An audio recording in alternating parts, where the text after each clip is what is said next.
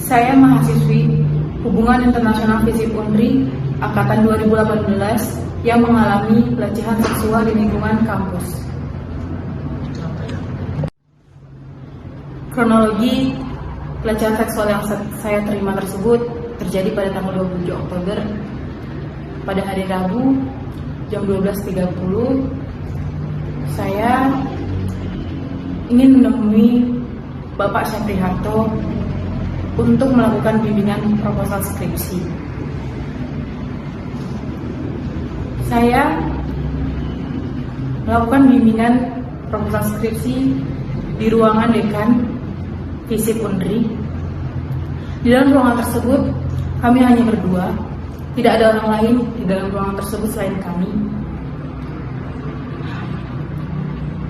Bapak Syafri Harto mengawali bimbingan proposal skripsi dengan menanyakan beberapa pertanyaan yang menuju kepada personal life saya, tentang pekerjaan, tentang kehidupan. Namun dalam percakapan tersebut, beberapa kali Pak Syafri Harto mengatakan kata-kata yang membuat saya tidak nyaman. Seperti ia mengatakan kata-kata I love you yang membuat saya merasa terkejut dan sangat-sangat tidak menerima perlakuan Bapak tersebut. Lalu setelah bimbingan proposal itu berjalan dengan lancar, saya hendak berpamitan dengan Bapak Syafri Harto. Ketika saya ingin menyalin Bapak itu untuk berpamitan, namun beliau langsung menggenggam kedua bahu saya, mendekatkan badannya kepada diri saya, lalu beliau menggenggam kepala saya dengan kedua tangannya. Setelah itu ia mencium pipi sebelah kiri saya dan mencium kening saya. Saya sangat merasa ketakutan dan saya langsung menundukkan kepala saya. Namun Bapak Syafri Harto segera mendongakkan kepala saya dan ia berkata, mana bibir, yang membuat saya sangat terasa terhina, membuat saya terasa terkejut, badan saya terasa lemah, saya ketakutan. Namun setelah saya mendorong Bapak Syafri Harto, ia mengatakan, ya udah kalau nggak mau. Saya langsung buru-buru meninggalkan ruangan dekan. Saya langsung meninggalkan kampus dengan keadaan yang sangat gemetar. Saya merasa ketakutan dan merasa sangat dilecehkan oleh Bapak Syafri Harto. Saya mengalami trauma yang sangat berat akan perlakuan yang tidak pantas yang dilakukan oleh Pak Syafri Harto kepada saya. Setelah pelecehan seksual yang saya terima tersebut, saya mencoba untuk menghubungi salah satu dosen hubungan internasional untuk mengadukan kasus ini. Saya meminta beliau untuk menemani saya untuk menemui ketua jurusan untuk melaporkan kasus ini dan agar bisa mengganti pembimbing proposal saya. Namun ketika hari saya hendak bertemu dengan ketua jurusan, ia menyuruh saya untuk bertemu dulu dengan dirinya sebelum menjumpai ketua jurusan. Walaupun saya sudah sampai ke rumah ketua jurusan, ia menyuruh saya berputar balik untuk menemui diri dia terlebih dahulu di sebuah kedai kopi. Di sana, ia mencoba melakukan penekanan kepada saya untuk tidak memberitahu ketua jurusan tentang kasus ini. Ia mengancam saya dengan kata-kata seperti, jangan sampai gara-gara kasus ini Bapak Syafri Harto nanti bercerai dengan istrinya. Atau dia juga menegaskan bahwa saya hanya disuruh bersabar saja, disuruh tabah saja tanpa perlu mempermasalahkan kasus pelecehan seksual yang sangat besar yang telah menimpa saya ini. Beliau berusaha menghalang-halangi saya untuk mendapatkan keadilan atas perlakuan yang tidak pantas yang diberikan oleh Bapak Syafriharto kepada saya.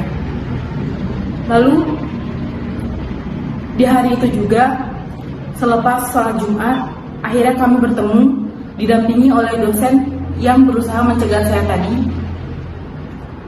Di sana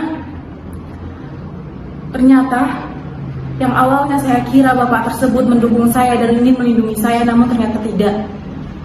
Di depan ketua jurusan, ia mencoba menyalah-nyalahkan saya atas kecerobohan saya yang tidak menggunakan SK dalam melakukan bimbingan proposal. Dia mementingkan persyaratan SK ketimbang kasus pelecehan seksual yang saya terima oleh Bapak Syafriharto. Berulang kali dia mencoba menjatuhkan saya, mencoba untuk menyalahkan saya di depan ketua jurusan.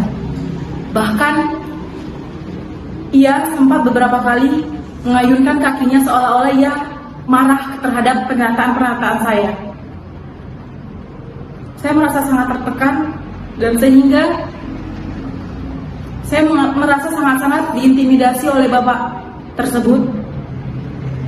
Dan ketika ketua jurusan menanyakan tentang kasus ini, saya terpaksa menyatakan hal-hal yang seharusnya tidak saya sebut karena saya telah diintimidasi dan ditekan oleh bapak tersebut untuk tidak speak up tentang ini.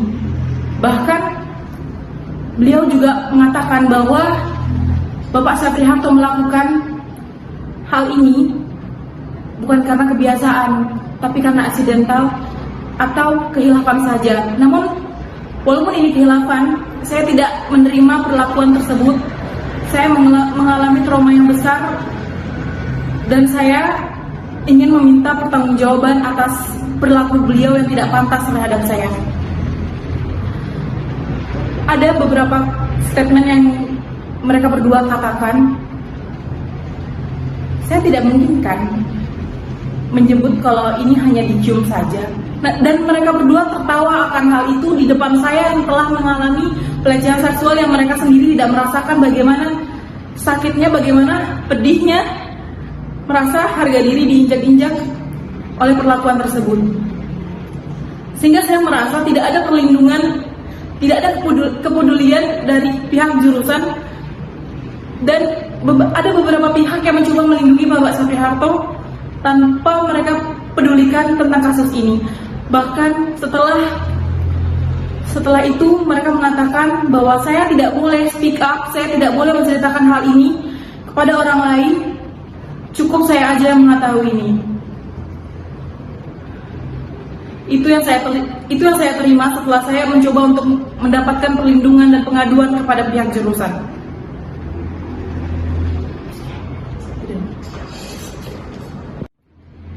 Setelah saya mencoba melaporkan kasus pelecehan seksual yang saya terima tersebut kepada ketua jurusan, dosen yang mencoba mengintimidasi saya mengatakan bahwa saya harus bertemu atau menghubungi langsung Bapak Syafriharto dan mencoba untuk mempertemukan kami secara langsung. Beliau tidak memikirkan dan tidak mengerti bagaimana perasaan saya sebagai korban dipaksa untuk menemui pelaku yang bahkan ketika saya membayangkan wajah bapak tersebut, saya mengalami ketakutan yang sangat luar biasa. Dosen tersebut sangat-sangat jahat kepada saya. Dan setelah itu Bapak Syafriharto mencoba menghubungi saya berkali-kali dengan nomor baru yang tidak saya ketahui, dan beliau sempat mengirim pesan kepada saya dan mengatakan, kok telepon bapak di reject, yang membuat saya merasa sangat diteror, merasa sangat ketakutan akan tindakan-tindakan yang dilakukan oleh Bapak Syafriharto. Dan dosen yang mengintimidasi saya tersebut berusaha berkali-kali untuk membuat saya mengangkat telepon Bapak Syafri Harto.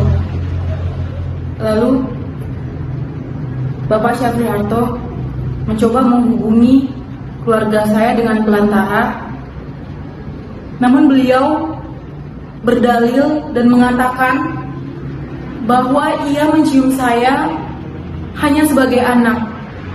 Namun keluarga saya membantah dan memarahi pelantara tersebut, mengatakan bahwa kalau memang anak, kenapa harus minta bibir? Kenapa harus berkata mana bibir? Apakah perlakuan orang tua kepada anak harus seperti itu? Itu yang membuat saya sangat-sangat terhina, di mana Bapak itu masih tidak jujur dan Bapak itu masih melakukan pembelaan atas perlakuan kejinya terhadap saya. Keluarga saya dan saya tidak menerima perlakuan tersebut. Kami tidak sama sekali bisa memaafkan perlakuan keji Bapak Syafri Harto terhadap saya. Sudah seminggu setelah kejadian, akhirnya saya dapat mengumpulkan keberanian untuk melakukan perekaman, untuk memberitahu dan speak up atas kasus yang saya alami. Saya merasa kasus ini harus diangkat. Saya harus mendapatkan keadilan saya. Dan saya juga mengharapkan untuk seluruh wanita di luar sana, siapapun kalian yang mengalami pelecehan seksual, terlebih lagi di lingkungan kampus, saya berharap kamu kuat. Saya berharap kamu untuk speak up, memberitahukan apa perlakuan keji yang mereka lakukan kepada diri kamu. Jangan membiarkan mereka tertawa atas perlakuan keji yang telah mereka lakukan terhadap diri kamu. Dan saya ingin hal ini tidak terjadi lagi kepada setiap perempuan, terlebih lagi mahasiswi yang mungkin mengalami ketakutan seperti saya. Saya harap kalian kuat, saya harap kalian berani.